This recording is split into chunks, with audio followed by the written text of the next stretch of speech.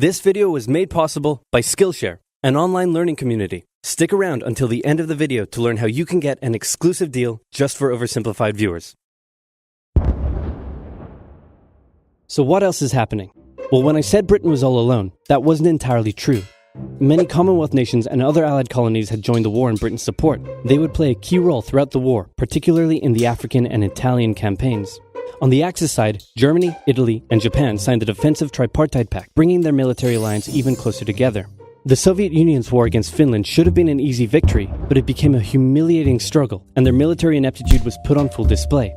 In the end, they did force the Finns to sue for peace. Then, they continued their honorable campaign of pushing around much smaller countries by annexing the Baltic states and part of northern Romania. France's colonies in equatorial Africa were like, heck no, we aren't going to join the Germans, and they all pledged their allegiance to free France, except for Gabon, which had to be taken by military force. The Allies also tried to capture the strategic port of Dakar, but that ended in failure.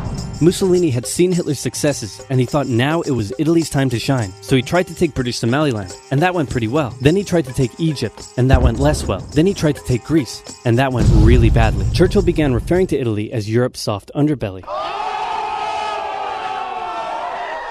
He began favoring a military campaign from the south and started sending British troops to Greece. All of this had Hitler pretty concerned, and he moved to protect his southern flank. He had been getting friendly with Hungary and twisted their arm into signing the Tripartite Pact and joining the Axis powers. Romania was also eager to join for protection against the Soviet Union. The Tripartite Pact was designed to prevent any other countries from deciding to join the Allies, specifically Britain's old ally, the pesky United States of America. When war first broke out, American public opinion was strongly against joining in. In 1940, there was an election. The Republican candidate said, "I will not send any young Americans to die in Europe," and sitting President Franklin D. Roosevelt said, "I will also not send any young Americans to die in Europe. Unless I have to, then I might." And Roosevelt won. Churchill asked him to join the war, but Roosevelt said, "No can do, Winston, but you know what? Here, have some weapons." America began supplying the Allies with food and munitions, but there was one problem. German U-boats were sinking thousands of Allied supply ships in the Atlantic, including American ones. If the Germans could sever Britain's supply line, the UK would starve. Throughout the war, the Allies had to come up with better technology to fight the U-boats. Improved radar, aircraft with longer range, better weaponry and convoy tactics. At one point, a man even called a meeting and said, "Pikecrete. You take some wood, you take some ice, you put them together, you get pikecrete." And then he pulled out a gun and shot some wood and it shattered. And then he shot some pikecrete and the bullet ricocheted off it and hit someone else in the conference room. Then they tried to make a pikecrete aircraft carrier, but that idea was scrapped because that's a really dumb idea. In the end, Alan Turing and his team of codebreakers cracked Germany's Enigma code, and the U-boats gradually became less and less of a threat. Back in Africa, Britain decided to push Italy out of Egypt. Hey, that was pretty easy, so they kept going. Hitler realized he was going to have to finally step in and do something. He went to Bulgaria and Yugoslavia and said, "Hey, I'm going to move troops through you to get to Greece, so either join us or, be invaded." Bulgaria opted to join them. Yugoslavia opted to be invaded. Then Greece finally fell to the joint German-Italian invasion. The British had moved troops from North Africa to fight in Greece, which helped Rommel and his tank divisions push the British back to Egypt. And they could have kept going, but a small, mostly Australian force held out under siege for 8 months in Tobruk, denying the Germans a strategic port city and disrupting their supply line. Despite having some success in the Middle East, the British didn't seem like any real threat for now. Hey, Soviet Union, look out! With 3 million troops, Hitler launched the largest ground invasion in history, and Stalin was far from ready. Both Churchill and Roosevelt had warned him of an impending attack, but he dug his head in the sand and the Soviets didn't stand a chance. Germany made staggering progress, with huge encircling movements capturing mind-boggling numbers of Russian troops. 250,000 at Bialystok, Minsk, 300,000 at Smolensk, nearly 700,000 at Kiev, and again at Vyazma and Bryansk. Leningrad was put under a siege that would last an insufferable 4 years. The invasion of Russia had been Hitler's main ideological goal from the beginning, and his hatred for the ethnic peoples there was now unleashed in all its fury. The Eastern Front of the Second World War was brutal for all that endured it. The Germans were now inside of Moscow, and that's it. It's all over. But then it happened. It got cold. Stupid cold. Hitler had hoped the Soviets would give up before winter, but they kept fighting. His commanders came to him and said, "Can we please dig in for the winter and wait until spring?" "No, keep going." "But oil is literally freezing inside our vehicles." "That's fine, keep going." "We're having to leave the corpses of our frozen horses by the side of the road so we can still find our way in the snowdrift." "Perfectly normal, keep going." Hitler hadn't given his millions of men winter clothing and supplies because he thought he really should have won by now. Then, Stalin called in troops from the Siberian front, specially trained to fight in the extreme cold, and the Germans were no match. They were now being pushed back. They had no choice but to dig in and wait for winter to end. Germany's victories were staggering, and Japan was eager not to miss the victory bus. Their war in China had come to a standstill, but they wanted to keep expanding their sphere of influence and getting those sweet raw materials. They began making plans to expand southward, but there was a problem. Southeast Asia was heavily colonized by America and Great Britain. It was also full of ocean. Ocean meant naval combat, and there was no way the Japanese Navy could stand up to the US and the UK. So they thought, wouldn't it be nice if we could destroy their navies before we begin our conquest? And so it was. On December 7, 1941, the Japanese launched a surprise air raid on the US Pacific Fleet at Pearl Harbor and inflicted a huge amount of damage. They also attacked British colonies in Southeast Asia. Roosevelt had no choice but to declare war on Japan, and so did Churchill. Hitler then declared war on America, even though he totally didn't have to. The attack on Pearl Harbor seemed like a big Japanese victory, but they didn't attack any of the naval repair yards, fuel storage tanks, or the submarine base, meaning the Pacific Fleet would be up and running again pretty soon. In the meantime, though, the Japanese were able to begin their conquest. They took Guam, the Gilbert Islands, Wake Island, Hong Kong, and the Philippines. They forced Thailand to join them so they could march their troops through to Malaya. They swept through Singapore, North Borneo, the East Indies, New Guinea, the Solomons, and they were now threatening northern Australia and the borders of India. Japan's victory had been as staggering as the Germans, and it reinforced the Japanese idea that this was a divine war which they were destined to win. But their victories had been based on speed, not power, and power would eventually catch up with them. For now, though, in all occupied nations, the people suffered. Persecution, forced labor, harsh punishments for any who spoke out against their occupiers. In Europe, the Nazis were rounding up ethnic minorities and other unwanted groups and individuals. In particular, millions of Jewish people would suffer through the terrible events of the Holocaust. Brave resistance movements rose up in defiance of their invaders, while the people held out for hope. And hope was coming.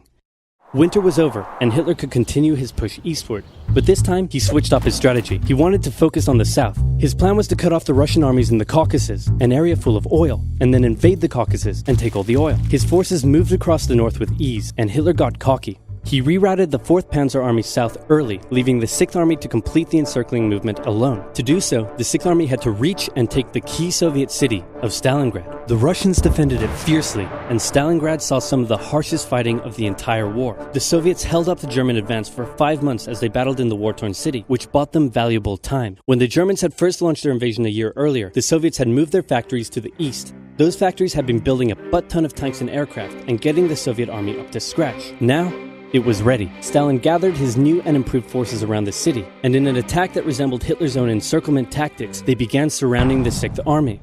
Hitler's commanders came to him and said, "Hey, maybe we should retreat." But Hitler said, No, you stay. The entire 6th Army was trapped and had to surrender. With complete air superiority, the Soviets started pushing westward. For Stalin, it was a resounding victory. For Hitler, an absolute catastrophe. Things also weren't looking too good for Hitler elsewhere. With America now in the war, Allied bombing over German cities reached devastating levels. In Africa, the British had pushed Rommel back again. Then they were pushed back again, and finally, after a decisive battle at El Alamein, and with American and British troops arriving in the west, the Germans and Italians were squeezed out of Africa. Japan was also already seeing its rapid success being turned around. They attempted to take the island of Midway, but the US Navy was ready for the attack, and they sank Japan's carrier. Actually, they sank a lot of them. It was a battle from which the Japanese Navy would never recover. British, Indian, and Chinese troops held the line in the harsh jungle terrain of Burma, and the Japanese suffered losses in the Solomon Islands and New Guinea. They began to realize they were not invincible. With the Axis out of Africa, the Allies had to decide their next move. Churchill still wanted to attack from the south, while the Americans preferred a full sea invasion in northern France. "All right," said the Americans, "we'll do it your way." Allied forces successfully landed in Sicily and began moving north. They also carried out bombing raids over Rome. The thing was, many of the people in Sicily had relatives living in America, and they greeted the American troops quite warmly. With the war reaching home territory, most Italians just weren't that into it, and Mussolini was suddenly very unpopular. He was voted out by his own fascist Grand Council and was toppled from power. Italy immediately began negotiations for surrender. Hitler wasn't surprised and had already sent reinforcements southward. In an operation he ironically called Operation Axis, German troops quickly disarmed Italian troops in the north. The Allies continued fighting the Germans up through Italy, but then winter set in, meaning mud, and everything slowed to a halt. "All right," said the Americans, "let's do it our way as well." Germany had made itself a lot of enemies, and millions of Allied troops had been gathering in England as factories worked around the clock producing the war material needed for a super crazy massive the likes of which the world has never seen before invasion of Europe. The Germans knew an Allied invasion would come, but they didn't know where it would land. Thanks to Allied deception tactics, they thought there was a pretty good chance it would come at Calais, but the Allies were really going to land in Normandy because it was less fortified and the beaches were nicer. Under the careful planning of General Dwight D. Eisenhower, the invasion that had been long in the making was just about ready to go. Just one thing was preventing the launch: the British weather. For For a short while, everyone sat around waiting for a decent day, and then it came. On the night of June 5th, over 1,000 bombers took off and raided coastline defenses, while paratroopers were dropped inland in a bit of a chaotic operation, tasked with sabotaging defenses and capturing key bridges to stop any German reinforcements from reaching the beaches. Early the next morning, the barrage came, as Allied ships fired a huge number of shells at the German fortifications, and then the landings. The Americans at Utah and Omaha, the British at Golden Sword, and the Canadians at Juneau. It was a tremendous struggle with a great loss of life, particularly at Omaha, but the Allied troops captured the beaches and the landings were a success. Then they began their movements inland. They took the port of Cherbourg and the city of Caen. The Americans moved south to capture Brittany. Then, in a massive disaster for the Germans, British and Canadian troops from the north and Americans from the south trapped the German 7th Army in a near wipeout encircling movement. In August, Allied troops landed in the south of France to little resistance. On one beach, all they found was a Frenchman handing out champagne. Paris was liberated, and the Germans were pushed out of France as the Allies entered Belgium. In the Far East, the Allies started to push the Japanese out of Burma, as the Americans launched a two-pronged offensive in the Pacific. In the south, General MacArthur led the push to liberate the Philippines, while General Nimitz oversaw the brutal island-hopping campaign. American forces had to make hard-fought landing after hard-fought landing on fiercely defended small islands as they moved steadily towards the Japanese mainland. The Japanese believed that the greatest thing a person could do was to die in battle, and the most dishonorable act was to surrender. As a result, they fought ferociously to the very end, and the closer the Americans got to the mainland, the more ferocious the resistance became. In February 1945, the Americans captured the island of Iwo Jima, and an intense firebombing campaign of Japan's wooden cities began. The Allies suffered some setbacks trying to liberate the Netherlands, but they were making progress and were now threatening the industrial heartland of Germany. Hitler's health, both mentally and physically, was rapidly deteriorating. Things were looking bad, and he was desperate. He said, "We need to turn this thing around, and I've just the trick. Remember a few years back when we blitzkrieged through the Ardennes and trapped the Allied forces in Belgium? Well, I'm going to do the exact same thing. Again." He gathered his forces and tried to pound them through the Ardennes. He used up the remainder of Germany's strength and resources, and he managed to create quite a nice bulge. He also trapped some American forces in the Belgian town of Bastogne. The Germans sent the trapped Americans a message saying surrender or be annihilated. When it was read out to the commanding officer, he said, "They want to surrender?